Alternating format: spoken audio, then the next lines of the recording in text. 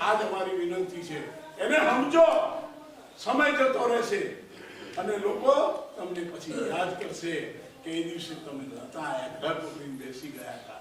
એક વ્યક્તિ તમને શું આપી શકે? જે માણસ એને કેવી રીતે પૈસા માટે દોડી રહ્યો છે, એને કેવી રીતે પ્રતિષ્ઠા માટે દોડી રહ્યો છે. અરે મારી પ્રતિષ્ઠા મારા સમાજમાં ચાલે, મારે કઈ ન જોઈએ. એના મારી પ્રતિષ્ઠા શું હોય? મારા સમાજનું શું કે જ મારી પ્રતિષ્ઠા.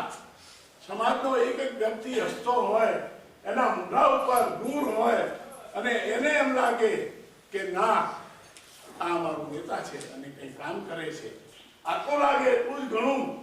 તો આ રીતના ભાવ લઈને આપણે બધાએ કામ કરવાનું છે. એટલે માટે લથાભાઈ છે એમને હું ધન્યવાદ આપું છું.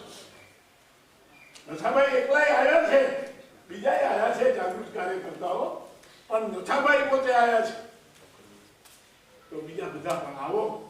તમારી મંડળી, તમારી ભાગીદારી કોઈ નહીં લઈ લે, કોઈ નહીં લઈ લે. ભગવાન ઉપર ત્રીજી આંખ તો બધાને જોઈ રહી છે અને એ તો કર્મ પ્રમાણે ફળ જરૂર આપશે, જરૂર આપશે.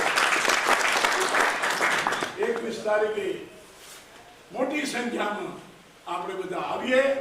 ઓગળ જિલ્લાની વાત શરૂ કરી છે ત્યાં પણ, અને કેસાજી નીકળ્યા છે.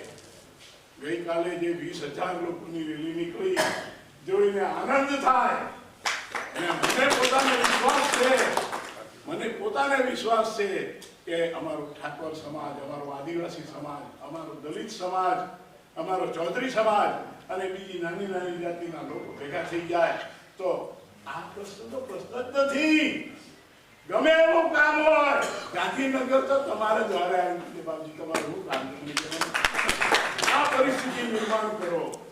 આ પરિસ્થિતિને નિર્માણ કરવા માટે તમને બધાને આ 21મી તારીખની આપણી જે રેલી છે એ સફળ કરવા માટે બોલાયા છે.